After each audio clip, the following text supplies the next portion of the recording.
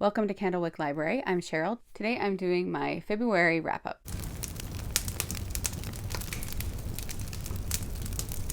The first book I read in February was If I Run by Terri Blackstock. This has been recommended by a lot of people. I found all three books in the series at Second and Charles for really good prices, so I grabbed all three at the same time, knowing that I'd heard that once I read the first one, I would want to have the second and third on hand. I have some complicated feelings about this series. I did enjoy it. It was an interesting story. I mostly had fun reading it, but I felt like the first book was pretty strong. The story was really interesting. I was sucked in right away. If you read it, you know that there's kind of a side story in it, and I liked that side story. I didn't love everything about it, but I felt like it was kind of out of place in the scheme of the whole story and the whole series. And this happened again in If I'm Found. In the second book, there was also a side story going on, and that one I hated the way it wrapped up. So I had one that I was glad with the way it wrapped up, one that I hated the way it wrapped up, but both side stories felt very out of place to me. They felt like they were just thrown in to try to make you look at the main character a certain way. And so she needed an example of that personality trait that she wanted to show. And I felt like it could have been done without those stories, and those could have been an entire book of their own, like fleshed out to an entire storyline. I felt like the second book, If I'm Found, was completely useless. I felt like it could have been completely out of the story and it wouldn't have changed the story arc of all three books. That the things in it that were necessary to move the story along could have been in the first or the third book. And so it mainly felt like a filler book. I talked recently about how I felt like first person present tense is showing up more in books lately. That the series also was written in that style, and as I've mentioned before, I do not like it. Some of my favorite books actually are written in that style or have it in the book when there's multiple characters and point of views, but it really is one of my least favorite things to read, and that was how these were. When I'm reading it, it just feels like someone is narrating a story to me rather than showing me the story. And that is why I think I don't like it. And some people can do it better than others. But I felt like her writing was okay. I didn't love it. The third book was the strongest of the three because it did not have one of those side stories. While I was reading, I also felt like I've read this story before. But what it was that it was reminding me so much of the Harrison Ford movie, The Fugitive. And the whole series, I kept thinking that this just feels like somebody took The Fugitive and made it a girl. And in the end, she did talk about being inspired by the TV series, The Fugitive. I did not know that the Fugitive movie with Harrison Ford was a remake of a TV series. I've never seen the TV series. So that made sense. And I thought it was really funny that was my immediate thought when I started the book and as it went along. And then really it was inspired by that story, at least. As a whole, this series kind of fell in the 3-star range, with the last book being a little bit higher. If you've read Terri Blackstock, if you like her, you can tell me whether this is what her books are always like or if she has some that are better. Because I'm just not sure if I'm going to read more by her based on this series. In the morning when I read my Bible, I have what I call my morning books that I read right afterward. And those will consist of nonfiction, biographies, things like that. So the first one of those that I read in February was Book Girl by Sarah Clarkson. And I've talked about the Clarkson family before, that her mom, Sally, is who I look at as a kind of homeschool mentor. I love reading things from that family. And this is by the oldest daughter, Sarah. In this book, she is talking about books that she loves. She gives book lists from different friends, and then she has themed book lists throughout the whole book. She has personal stories weaved throughout that I enjoyed reading. So it just felt like a very cozy and relatable book. I really liked the book list, and I marked off all the ones in here that I've read, took note of ones that I haven't yet. So this was a really fun read. I really enjoyed it. And afterward, I wanted to read more by Sarah. Also, during my morning reading time, I wanted to get to some of my American literature course books. And one of them was The Last of the Mohicans by James Fenimore Cooper. I read this probably about 25 years ago and enjoyed it. And so I had read it before, but I wanted to revisit it. I don't think this is a bad book, but I just wasn't feeling it. I wasn't enjoying it. I feel like he puts a little bit too much description sometimes into the story. Also, multiple characters have multiple names. There are parts where you're in the middle of a scene where people are going to be fighting, and then all of a sudden they stop to talk about the different words used for different things. It felt really out of place. So I decided to DNF this one because I just didn't feel like I needed to read the whole thing again. So maybe someday I will revisit this again. Then I read The Secret of Chimneys by Agatha Christie. This is the first in the Superintendent Battle books, which I had not read any of those yet. So this one starts out with a man named Anthony Cade, who is like a tour guide. And one of his friends comes to him and says, "What do you know about this particular country? I need this memoir delivered to London, and you'll get paid if you take it for me because I have something else I need to do." And also he has these letters that are a blackmail. And so he's supposed to deliver those as well, from somebody who was doing blackmail but died. And so they're going to, I guess, let the lady off the hook. And so Anthony goes to London, and he soon finds out that these two things are connected. There is a lot more to this job that he's been given than he originally thought. And he and a bunch of other people end up at this estate called the Chimneys. This reminded me a lot of my favorite Agatha Christie book, The Man in the Brown Suit. This is now one of my favorites. I really loved it. I loved Anthony Cade, and I loved the two women in it.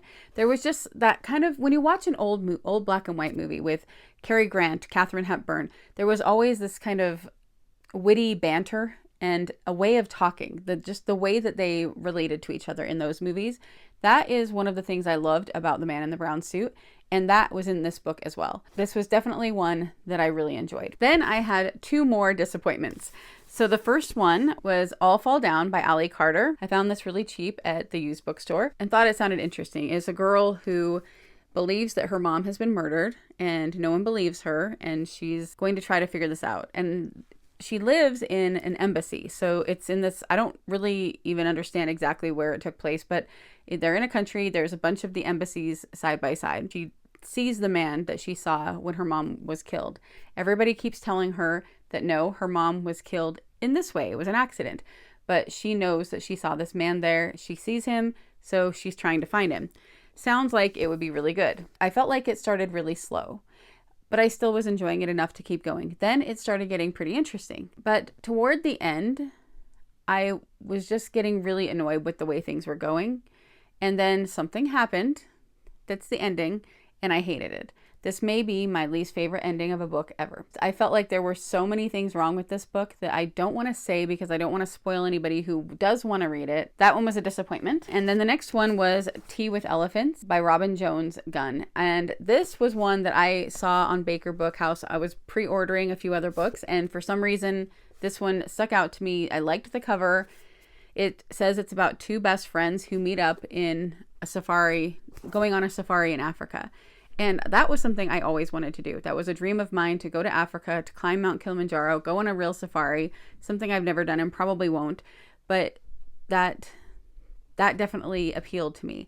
And so knowing that it was going to be two friends that were going and doing this together, I thought that this was going to be a very heartfelt, kind of a Mrs. Kipp kind of book, where you would get a lot of depth and a lot of conversations, a lot going on with these two friends.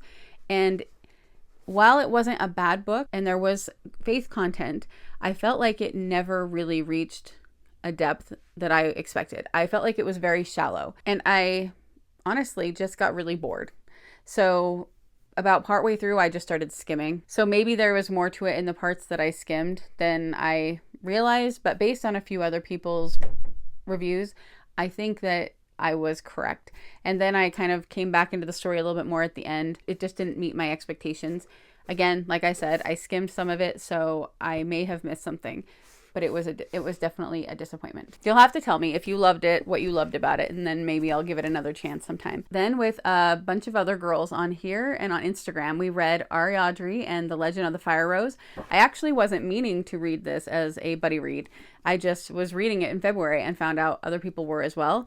And so I joined the group. She is going through these woods with her parents when this monster comes. I don't know how else to describe it. You know, it's kind of it's a fantasy. There's there's a lot of fantastical creatures in this, and one of them comes out and she is able to get away, but her parents are left behind. And her mom gives her instructions right before she runs off of where to go. She gets there and it is this basically a school where there's a bunch of girls that live there, and they're all being taught how to shoot bows and arrows and different things like that. It reminded me a lot of Shannon Hale's early fantasies that I like the Princess Academy, things like that. It was really well written. Kristi is a friend here on YouTube, and I was nervous to read it. I was afraid that if I didn't like it, I wouldn't know what to say. I was so happy that I liked it.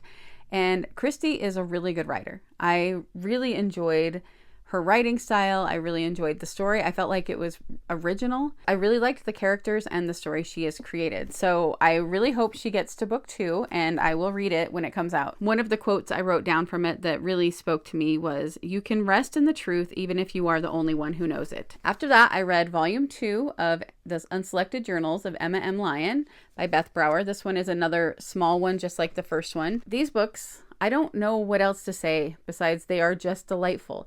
You are reading these journal entries from Emma, and she is just telling of her daily life, but it's interesting, and you're meeting all these different characters. She's witty and funny. There's a few men in each book, and I'm not sure if one of them is going to end up being a love interest for her later, if she'll end up with one or not, if somebody else will be introduced that she will end up with. But at this point, there's a few men that I think might be in the running to be a love interest for her. One is a man named Hawks, one is Islington, and one is Niall Pierce, and I am 100% Team Pierce. So if you have read these books and you know who these people are, let me know who you like the best.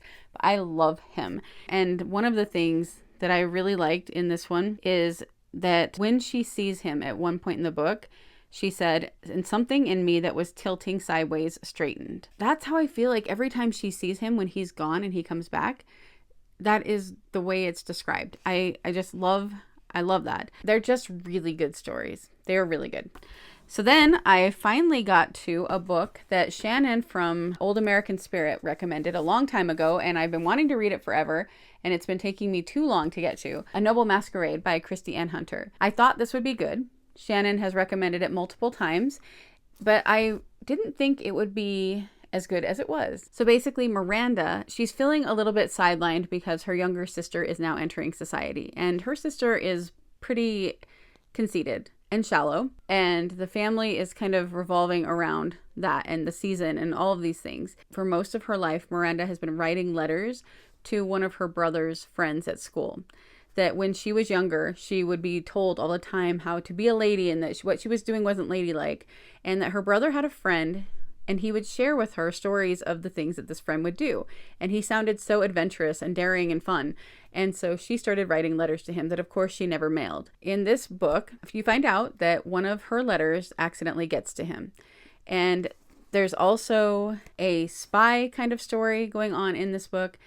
It was so much more than I thought it was going to be. I loved the characters. I loved Christie Ann Hunter's writing. It was so good.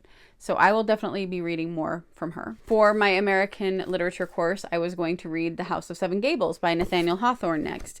The first time I read this was probably 15 years ago, and I did really like it. And so I was excited to read it again. But I had a hard time getting into this. Same with The Last of the Mohicans. I don't know if it just wasn't the right time or not the right mood, or if it's something that my opinions of it have changed. I don't know. But I did read quite a ways into it and then just decided I'm DNFing this. I've read this before. I don't need to read it again for this. I'm going to use this course to read the books that I haven't read before. And then the ones that I really feel like rereading again, I can. But this, I just didn't feel like rereading right now. And then with my morning reading, I started reading the Expository Apologetics by Voddie Baucham Jr. And this was good. However, I felt like it was mostly written for pastors. So as I went along, so much of it wasn't really applicable to me. I was still able to have some takeaways from it, even without it being applicable to me in particular, but I did not end up reading the whole thing. I just kind of flipped through it until there were parts that I felt like I could really get something from in the stage I am in right now. and then I will just have it on my shelf, and if I want to revisit it, I can. Another book that I actually started reading in January and then finished in February, and it was one that I was reading in the morning for a nonfiction, is Moroni and the Swastika, Mormons in Nazi Germany by David Conley Nelson. This book was really interesting. It was pretty much anything you would ever want to know about any connections between Germany and Mormons. I found that some of it I actually didn't want to know. I didn't need to know. There was a lot of information that I didn't need necessarily and felt almost like it had too many details, if that makes sense. However, I don't think that that would be what a lot of people that read this would think, because if you're going into something like this, you probably want to know all those details. But I knew a lot about it already. It was so well researched, and I mean, there were so many pages of notes and sources at the back. So it was just a lot.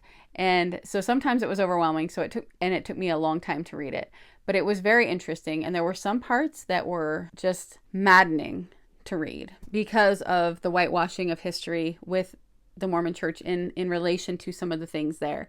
This is not Mormons were Nazis, as a whole or anything like that. But it does talk about some of the people that were, like there was one chapter where it talked about two men, and one was excommunicated from the LDS church, one was not. And the one that was excommunicated, he saved lives. He went into a very dangerous situation and saved a couple and took them to the border of Switzerland. And he did things like that all the time, helping out Jewish people. But he was not a good husband, and he cheated on his wife, and he was excommunicated for adultery. But then you put that side by side with a story of a man who was a good family man. His children loved him. He seems like he probably was a good husband, but he was in charge of a concentration camp, and he was extremely evil. When I was reading the details of the things that he did to people, it is heartbreaking. And he wasn't excommunicated. In fact, later on, he was given a higher position in the church. And so it forced you to kind of look at these two men of both have sinned in horrible ways, but which one is worse? Is there one that's worse? I think there is a clear one that is, but why would they excommunicate one and not the other?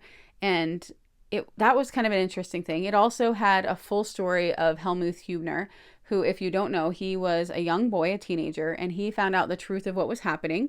He was, in Hitler's youth, he was in all the things he had to be in at that time. He was able to get access to a radio, and he was able to hear what was really going on. He started making pamphlets that were anti-Nazi pamphlets and distributing them. And some of his friends came and joined him as well. Well, he was caught. He was beheaded. And his friends were, I think that they were probably tortured too, but they were released. So this is a boy who was only 17 when he died. This seems to be a hero that the Mormon church in general would hold up. That we'd all know about him and this amazing thing he did. However, he was excommunicated for doing it. Years later, they reinstated him into the church, meaning they put his name down as being a member again.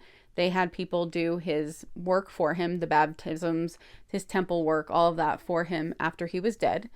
And now they claim him. And while I was reading this part about him, and it talked about how some people at BYU found out about him, and they put on a play about his life.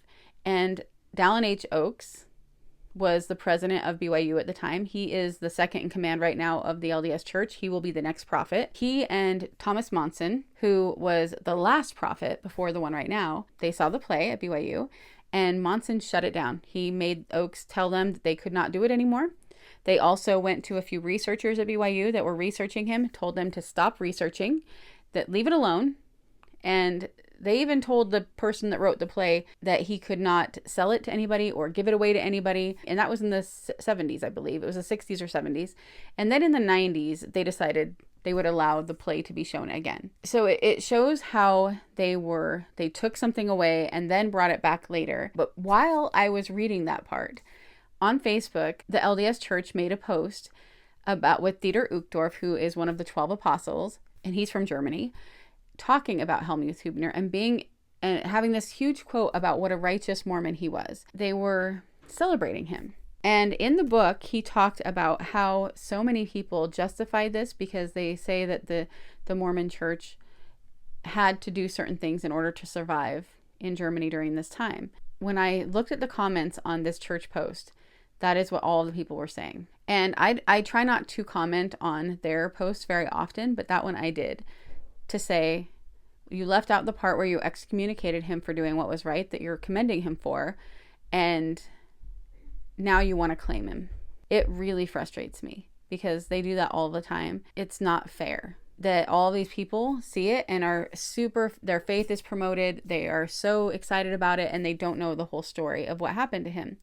Also, in the book, he does talk about how other groups did stand up to the Nazis. And a lot of Christian groups and other groups went kind of underground. And they didn't necessarily fight back in a bold way as a whole church, but they did in little ways. But what they didn't do was promoting it and all of that. But then there were a couple of groups that did actively take a stance. And one of them was the Jehovah's Witnesses. And so he used that argument that the Mormons use where, well, they had to do that. They had to be Nazis. They had to be pro-Nazi. They had to keep up good relationships. And you'll still hear this nowadays with different things that they do, so that the church would survive. It wouldn't die. And missionaries would be allowed, temples would be allowed, all of these different things. And yet the Jehovah's Witnesses stood up against Hitler. And there were a lot of them that were put in concentration camps and had negative effects from what they were doing during this time. But the Jehovah's Witness, has more members than the Mormons do in Germany. Also, I feel like that anybody who stopped and thought about it for a second would realize that if you believe this is God's one true church on earth, then standing up against the person that's in the wrong wouldn't make it go away. I thought about doing one of my longer videos for it, but as you see, I was able to just give all of that in just a few minutes. I didn't want to make a video just about this because I didn't feel like it would be quite long enough for its own video, but I still had a lot to say, obviously. But if you're at all interested in that, definitely recommend. Very well researched, well written, good book. I said that after reading Sarah Clarkson's book Girl, I wanted to read more by her, and I had ordered Reclaiming Quiet. This is Cultivating a Life of Holy Attention. This was a wonderful book. She really is such a good writer.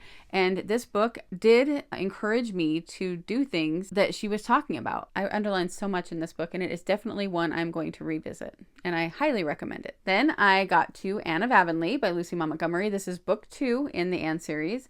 And in this one, she is a teacher in Avonlea. So you're getting a lot of teaching stories. Marilla takes on Davy and Dora, because she's distantly related to their mom who dies. And so while they're waiting for an uncle that is supposed to come get them, Anne and Marilla take them on. You have quite a few new characters introduced. You have them, you have her students, you have Paul Irving, who is kind of a boy version of Anne, and Miss Lavender, who lives in this stone cottage called Echo Cottage. I love it. Of course, just like all of the books in the Anne series, I really love it. There's so many characters. I love little Paul Irving. Davy drives me nuts sometimes, but I also love him. And so it's kind of goes back and forth depending on the part of the book. I love every book in the series, but I do have my favorites. Anne of Avonlea is not one of them, but I still love it. It's still a 5-star for me. I do enjoy seeing the growth in Anne in this, the lessons that she learns, seeing her as a teacher, and just getting that more of that feel of Avonlea. If you are familiar with the 1980s Sullivan production of Anne of Green Gables and the Sullivan TV show Road to Avonlea, you see as you're going along in the series what parts they took for each thing. So, for example, Davy and Dora are not in the movie. They're not in the miniseries, but they are in Road to Avonlea. So they mess with the time a little bit and stick them in a different place, but they do have them. And then the final book I finished in February was volume 3 of Emma M. Lyon, and this one is my favorite one so far. It has a lot of Pierce in it, and I already talked about how much I love Pierce. In this, there is a whole section of the book where in this little neighborhood, every summer they put on a play of Julius Caesar, but it's very exclusive. You never know who are the players putting it on and where it's going to be. And so there is a scavenger hunt throughout the neighborhood for tickets. And so the only people that get to come to it are the people that find the tickets. And then even then you have to keep it a secret where it's going to be.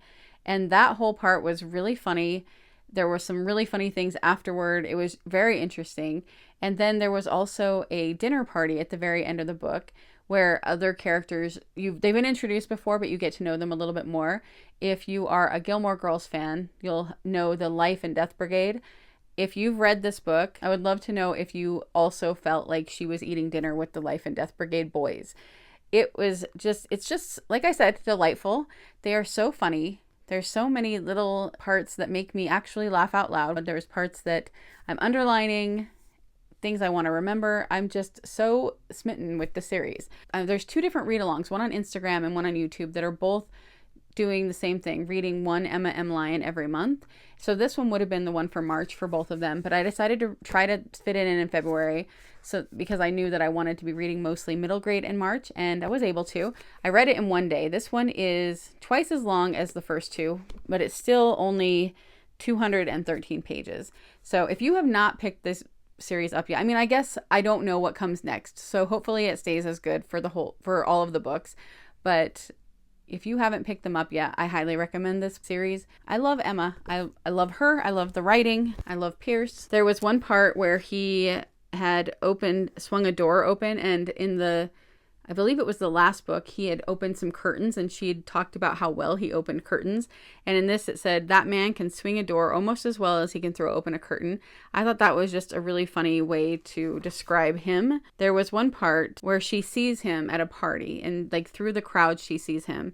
It says, and then he sees her. His eyes crinkled. I grinned. It was nice to be found out by a friend. Definitely my favorite so far of that series. For the whole month, my favorite books, there were 4 that I really chose from, I guess. Reclaiming Quiet, Noble Masquerade, and the 2 Emma M. Lyon books that I read.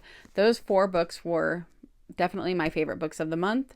But if I had to choose one, it would be Emma Lyon, Volume 3.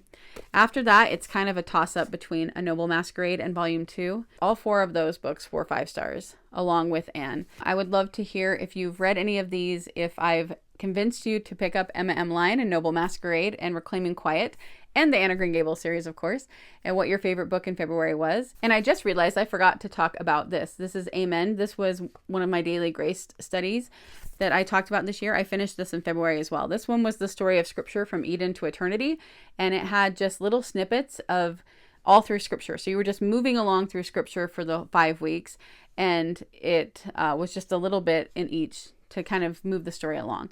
And I really liked it. I didn't like it as much as the first one I did this year, that was the Basics of Christianity. I felt like this would be a really strong study for somebody who maybe doesn't know the overall story of the Bible and wanted just little bits and pieces before moving in deeper. So far, I'm recommending all of the studies that I've done from them. Just this one wasn't as strong for me in this moment as the other one was. I ended up reading so many more books in February than I was expecting to.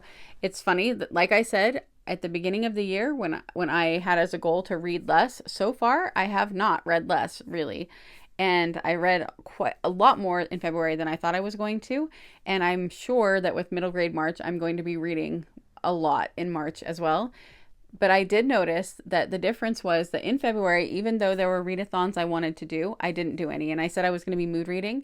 And that worked out so well for me because, yes, I had a few disappointments and a few DNFs. But for the most part, I read some really great books that I would not have gotten to if I had done the readathons I wanted to do. So I think that's the main important thing. Isn't necessarily about reading less books. It is about making sure that I am doing what I want to do when I want to do it, which sounds like such a silly thing to have to say, but I think we all know what that feels like, putting pressure on yourself maybe to do certain things or read certain things. I was so excited to have read so many books and just looking forward to March now.